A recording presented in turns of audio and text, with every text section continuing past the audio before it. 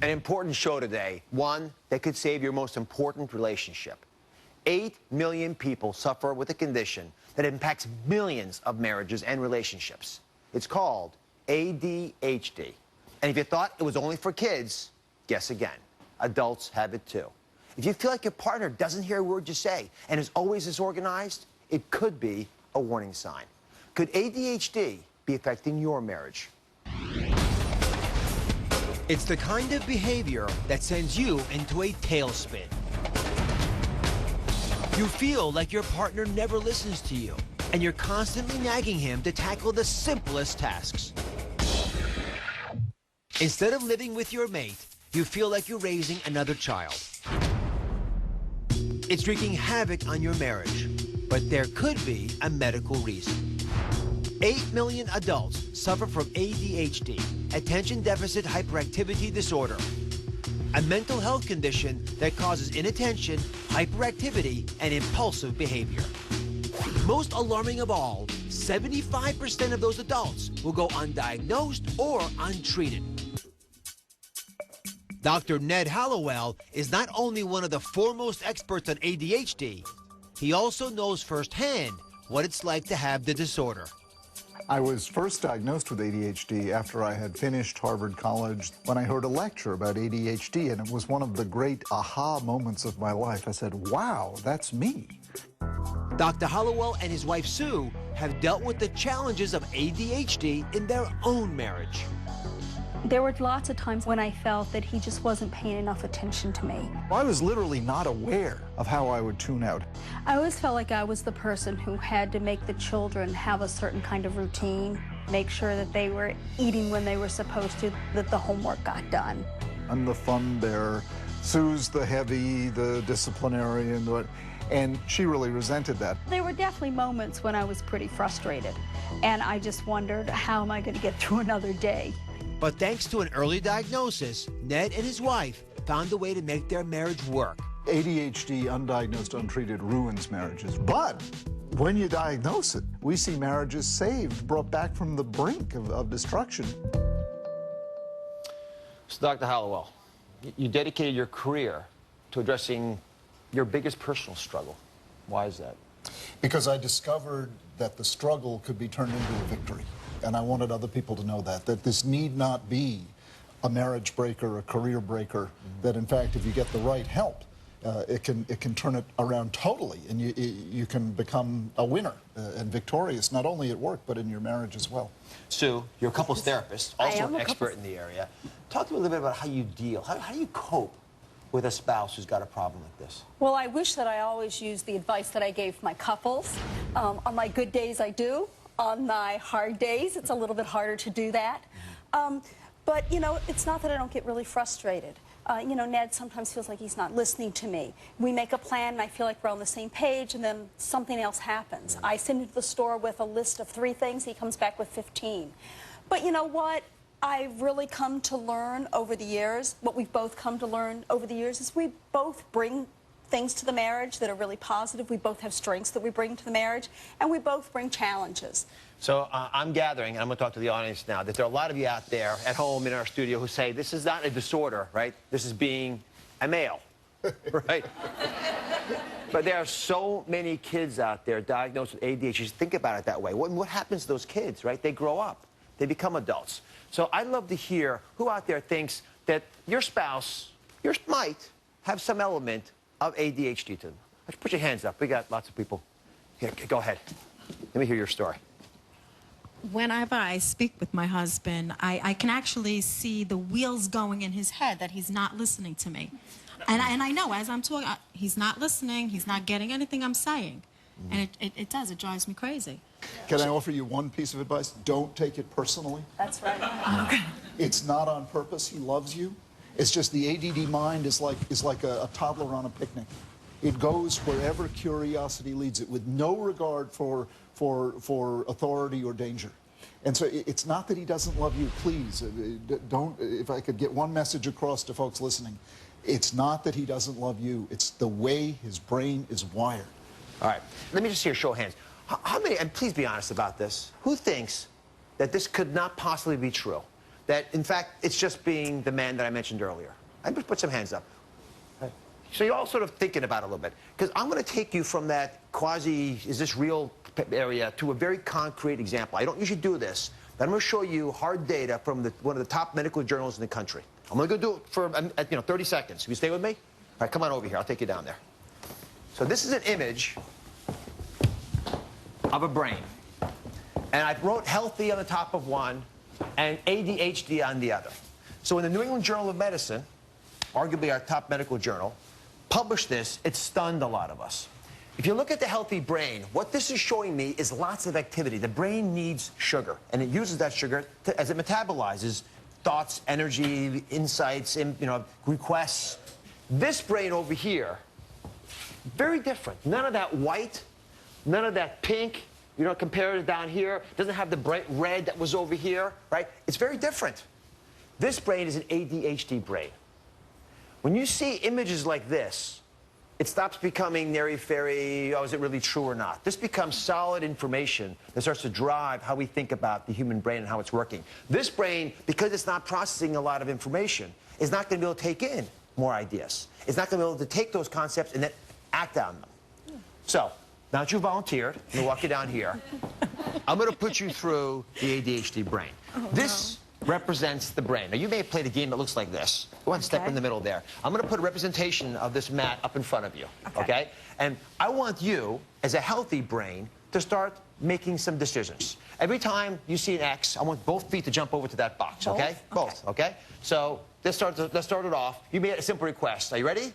Are you set? Yes. Okay, here goes. Okay. Decision goes back there, okay? You know, I make another decision to the front. Now you go out and get the garbage. Now you've got an appointment, okay? Now the shift to the ADHD brain. All of a sudden it's getting faster. No, you're messing up. You're messing up. Why aren't you on time? How come you didn't come there? What? The whole thing implodes. Right? Right. So what we see over and over again is when we have events like this that happen in our lives and the brain structurally just can't deal with it, then all the incoming noise gets lost. And you get angry at the person that you fell in love with and are with because you don't think they care about you. And I think the advice that we heard there about not taking it personally becomes that much more salient when you see images like this and examples like this. Because that, what you just saw, is that ADHD brain that I just showed you. All right, Dawn, thank you very much. Thank you. Now, before you leave, I want to walk you through the 4 key warning signs to help you determine if ADHD is ruining your marriage. Knowing them could absolutely save it. So warning sign number 1, your partner is easily distracted. Watch this. I'll be talking to him about one thing, and in the middle of a sentence, he'll start talking about something else. I keep asking him about his day, but he's doing 10 things at once and doesn't even hear me. So this is the #1 frustration that people have with ADHD. And so, Ned, why don't you take this one? Why is it so hard, so darn difficult to stay focused? Because it's the way their brains are wired, and that's why people shouldn't take it personally. It's not out of lack of love or passive-aggressive or narcissistic and all these kind of negative labels. It's because their brains, as the PET scan showed, are wired differently. We are not able to focus automatically the way other people can. And that insight can save your marriage. Because you go from blaming and fighting to saying, okay, how are we going to manage this issue? And the empathy that goes with it. Yes. Warning sign number 2, your partner is disorganized. See if this sounds like your partner. He leaves piles and piles of clothes and things around the house. He's just like my kids. It takes us 20 minutes to get out the door because he can never find his keys or his wallet. Sue, why is this the second most important warning sign? Well, I think that it is very difficult for people with ADHD to be organized because they become so distracted all the time. You know, they begin to do one thing, and then they look out the window and they see something interesting, or the phone rings and they start to do something else. That just leads to chronic disorganization in somebody's life. So warning sign number 3 is that your partner has poor time management. See if you can relate to this. He's never on time. We planned to meet for dinner, and he's an hour late. He's such a procrastinator. He leaves his work to the last minute, then tries to cram it all in 5 minutes. It's like the hollow. Why is it that folks with ADHD why can't they get out of the way to show up on time? Yeah. Again, it's a wiring issue. It's not because they're selfish or they don't care. The grid is just not there that comes up and says, okay, 5 minutes, 4 minutes, 3 minutes. They don't have this sense of the progression of time the way other people do. All right, let's get to the last warning sign. Warning sign number 4, your partner is unreliable. See if this hits home with you. I'll ask him to pick up cheese and eggs at the market, and he comes home with pretzels. We schedule a teacher's conference, and he forgets to show up, and I'm so embarrassed. So you're laughing, but it's sort of a wry laugh. It is one of the biggest problems. I know we've got a list in there, but this is one of the biggest problems in a lot of couples, and it sets up the parent-child relationship between spouses. I cannot tell you how many people come into my office and say, I feel like my spouse is not my partner. And it's very easy then for spouses to begin to take over all the responsibility and feel so resentful about it. Yeah. And the resentment, I think, comes back because it rots the very foundation of the relationship. It so rots the very foundation. So, Ned, we've talked about 4 symptoms. They're all pretty common. How many women out there think their loved one has at least one of those symptoms? Put your hands up. All right. So we got pretty much the whole audience back there. So not everybody who has one of these symptoms has ADHD. Right. Sometimes they're just not paying attention to you. Right. And you should be mad at them. Right. So how do you differentiate people who have ADHD from folks who are just scattered and need to show up in their own lives? It's a matter of intensity and duration of these symptoms. When we say duration, 2 hours, 2 weeks, 2 months? No, a lifetime. A Continuous. lifetime. You're born with this. You're born with this. All right, so Dr. Howell argues that there are 2 things you can do to help your partner focus better, whether they have ADHD or, frankly, even if they're just scattered. I think these will be helpful tips. So walk us through them. The first one is to try to communicate differently, not harder. Folks, I can tell you from my own personal relationships, this is a big step. So how do you get folks to talk to each other differently, not just more aggressively? Yeah, and the tendency is just to hit it harder. You know, and that doesn't work. I say try to help, not hound. Try to offer helpful suggestions rather than hounding. How many times do I have to tell you? Because that just turns into a fight. That's exactly right. It turns into a fight. All right, the second, I think, very valuable insight is to set up structure.